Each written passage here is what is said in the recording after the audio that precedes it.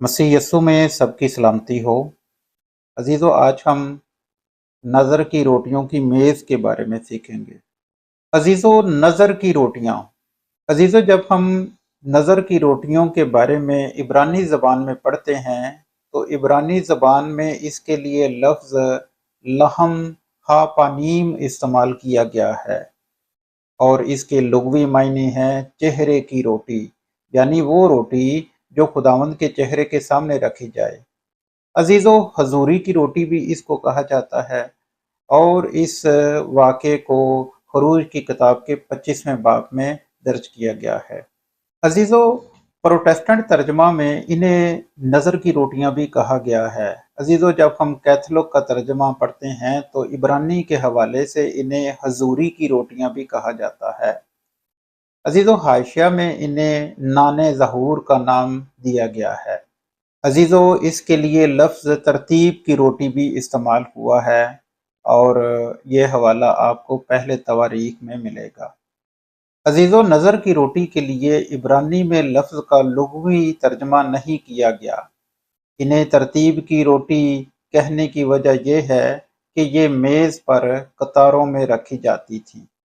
अजीज़ों, ये रोटियां हर 7वें दिन खुदावंद के हुजूर से उठाई जाती थी और काहन इनकी जगह ताज़ा गर्म रोटियां रखा करते थे। अजीज़ों, पुरानी रोटियां काहनों की बलाई याफत थी। वो इन्हें लेकर किसी पाक जगह खाते थे। अजीज़ों, यही रोटियां थीं जिन्हें अहीमलक काहन ने दाऊद की दरख्वास्त पर उसके साथियों को खाने को दी थी। अजीज़ों, ये हवाला हमें पहले शमूएल के 21वें बाब में मिलेगा।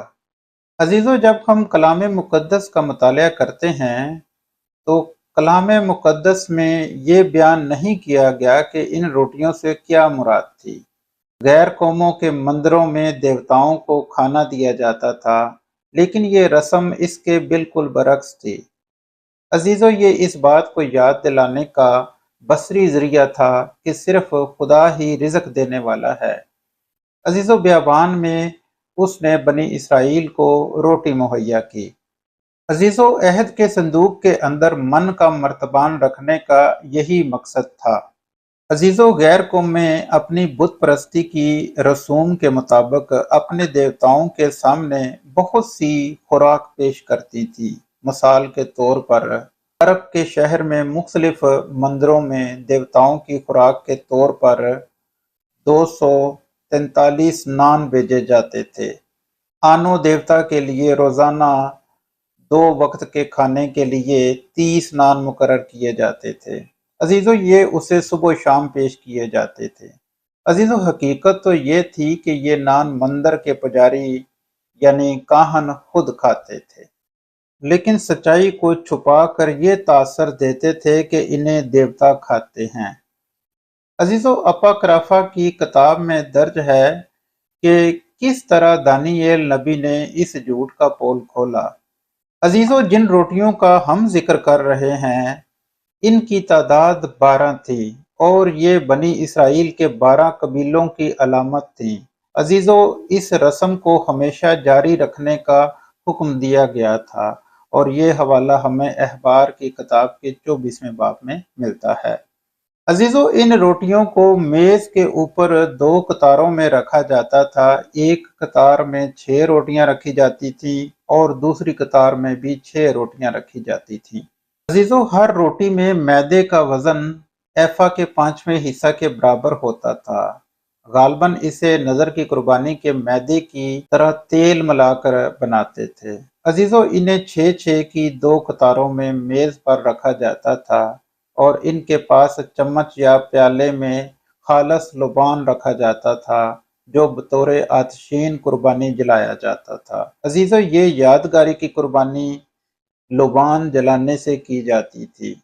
अजीज़ों, जब धुआं आसमान की तरफ उठता था तो गोया खुदा से अर्ज की जाती थी कि वो अपने बंदा को याद रखे।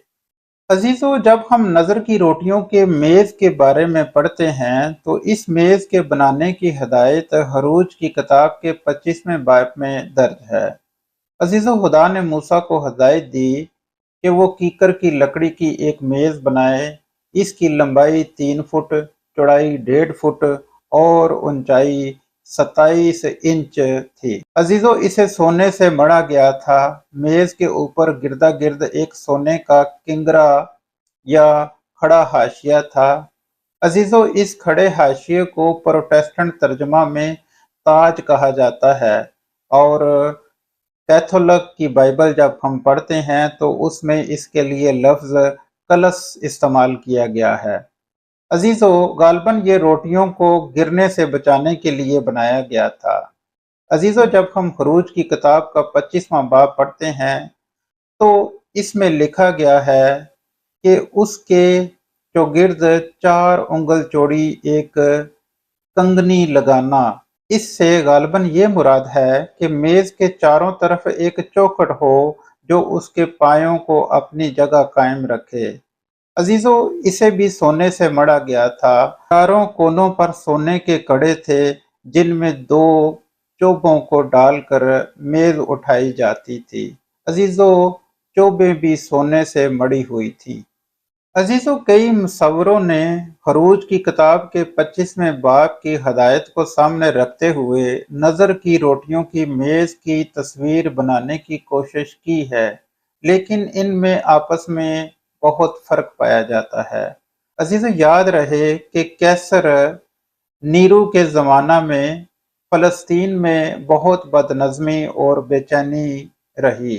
عزیزو، کیسر نیرو نے تیتس فلاویانس کو حکم دیا کہ وہ یروشلم پر حملہ کرے۔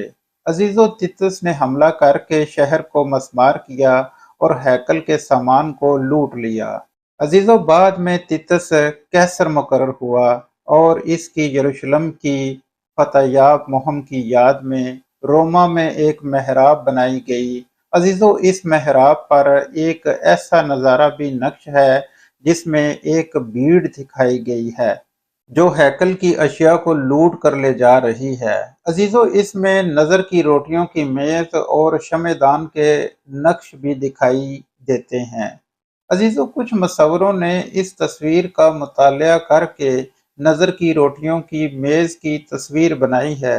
غالباً یہ اصلی میز سے ملتی جلتی ہوگی۔ عزیزو، مسیح یسوع یوحنا کی انجیل کے 6 باب کی 25ویں آیت سے لے کر 59ویں آیت میں اپنے بارے میں فرماتے ہیں کہ زندگی کی روٹی میں ہوں۔ یسوع مسیح زندگی کی روٹی۔ اور جھیل کے پار اس سے مل کر کہا، اے ربی، تو یہاں کب آیا؟ یسوع نے ان کے جواب میں کہا، میں تم سے سچ کہتا ہوں کہ تم مجھے اس لیے نہیں ڈھونڈتے کہ موت سے دیکھے، بلکہ اس لیے کہ تم روٹیاں کھا کر سیر ہوئے۔ فانی خوراک کے لیے محنت نہ کرو، بلکہ اس خوراک کے لیے جو ہمیشہ کی زندگی تک باقی رہتی ہے، جسے ابن آدم تمہیں دے گا، کیونکہ باپ یعنی خدا نے اسی پر مہر کی ہے۔ پس انہوں نے اس سے کہا کہ ہم کیا کریں تاکہ خدا کے کام انجام دیں؟ یسوع نے جواب میں ان سے کہا، خدا کا کام یہ ہے کہ جسے اس نے بھیجا ہے اس پر ایمان لاؤ۔ پس انہوں نے اس سے کہا، پھر تو کون سا نشان دکھاتا ہے تاکہ ہم دیکھ کر تیرا یقین کریں؟ تو کون سا کام کرتا ہے؟ ہمارے باپ دادا نے بیابان میں من کھایا، چنانچہ لکھا ہے کہ اس نے انہیں کھانے کے لیے آسمان سے روٹی دی۔ یسوع نے ان سے کہا، میں تم سے سچ کہتا ہوں کہ موسیٰ نے تو وہ روٹی آسمان سے تمہیں نہ دی، لیکن میرا باپ تمہیں آسمان سے حقیقی روٹی دیتا ہے، کیونکہ خدا کی روٹی وہ ہے جو آسمان سے اتر کر دنیا کو زندگی بخشتی ہے۔ انہوں نے اس سے کہا، اے خداوند، یہ روٹی ہم کو ہمیشہ دیا کر۔ یسوع نے ان سے کہا، زندگی کی روٹی میں ہوں، جو میرے پاس آئے وہ ہرگز بھوکا نہ ہوگا، اور جو مجھ پر ایمان لائے وہ کبھی پیاسا نہ ہوگا۔ لیکن میں نے تم سے کہا کہ تم نے مجھے دیکھ لیا ہے، پھر بھی ایمان نہیں لاتے۔ جو کچھ باپ مجھے دیتا ہے میرے پاس آ جائے گا، اور جو کوئی میرے پاس آئے گا اسے میں ہرگز نکال نہ دوں گا، کیونکہ میں آسمان سے اس لیے نہیں اترا ہوں کہ اپنی مرضی کے موافق عمل کروں، بلکہ اس لیے کہ اپنے بھیجنے والے کی مرضی کے موافق عمل کروں۔ اور میرے بھیجنے والے کی مرضی یہ ہے کہ جو کچھ اس نے مجھے دیا ہے میں اس میں سے کچھ کھو نہ دوں، بلکہ اسے آخری دن پھر زندہ کروں، کیونکہ میرے باپ کی مرضی یہ ہے کہ جو کوئی بیٹے کو دیکھے اور اس پر ایمان لائے ہمیشہ کی زندگی پائے، اور میں اسے آخری دن پھر زندہ کروں۔ پس یہودی اس پر بڑبڑانے لگے، اس لیے کہ اس نے کہا تھا کہ جو روٹی آسمان سے اتری وہ میں ہوں، اور انہوں نے کہا، کیا یہ یوسف کا بیٹا یسوع نہیں، جس کے باپ اور ماں کو ہم جانتے ہیں؟ اب یہ کیوں کر کہتا ہے کہ میں آسمان سے اترا ہوں؟ یسوع نے جواب میں ان سے کہا، آپس میں نہ بڑبڑاؤ، کوئی میرے پاس نہیں آ سکتا جب تک باپ جس نے مجھے بھیجا ہے اسے کھینچ نہ لے، اور میں اسے آخری دن پھر زندہ کروں گا۔ نبیوں کے صحیفوں میں یہ لکھا ہے کہ وہ سب خدا سے تعلیم یافتہ ہوں گے۔ جس کسی نے باپ سے سنا اور سیکھا ہے وہ میرے پاس آتا ہے۔ یہ نہیں کہ کسی نے باپ کو دیکھا ہے، مگر جو خدا کی طرف سے ہے اسی نے باپ کو دیکھا ہے۔ میں تم سے سچ کہتا ہوں کہ جو ایمان لاتا ہے ہمیشہ کی زندگی اس کی ہے۔ زندگی کی روٹی میں ہوں۔ تمہارے باپ دادا نے بیابان میں من کھایا اور مر گئے۔ یہ وہ روٹی ہے جو آسمان سے اترتی ہے تاکہ آدمی اس میں سے کھائے اور نہ مرے۔ میں ہوں وہ زندگی کی روٹی جو آسمان سے اتری۔ اگر کوئی اس روٹی میں سے کھائے تو ابد تک زندہ رہے گا، بلکہ جو روٹی میں جہان کی زندگی کے لیے دوں گا وہ میرا گوشت ہے۔ بس یہودی یہ کہہ کر آپس میں جھگڑنے لگے کہ یہ شخص اپنا گوشت ہمیں کیوں کر کھانے کو دے سکتا ہے۔ یسوع نے ان سے کہا، میں تم سے سچ کہتا ہوں کہ جب تک تم ابن آدم کا گوشت نہ کھاؤ اور اس کا خون نہ پیو تم میں زندگی نہیں۔ جو میرا گوشت کھاتا اور میرا خون پیتا ہے ہمیشہ کی زندگی اس کی ہے، اور میں اسے آخری دن پھر زندہ کروں گا، کیونکہ میرا گوشت فی الحقیقت کھانے کی چیز اور میرا خون فی الحقیقت پینے کی چیز ہے۔ جو میرا گوشت کھاتا اور میرا خون پیتا ہے وہ مجھ میں قائم رہتا ہے اور میں اس میں۔ جس طرح زندہ باپ نے مجھے بھیجا اور میں باپ کے سبب سے زندہ ہوں، اسی طرح وہ بھی جو مجھے کھائے گا میرے سبب سے زندہ رہے گا۔ جو روٹی آسمان سے اتری یہی ہے، باپ دادا کی طرح نہیں کہ کھایا اور مر گئے۔ جو یہ روٹی کھائے گا وہ ابد تک زندہ رہے گا۔ یہ باتیں اس نے کفرنہوم کے ایک عبادت خانے میں تعلیم دیتے وقت کہیں۔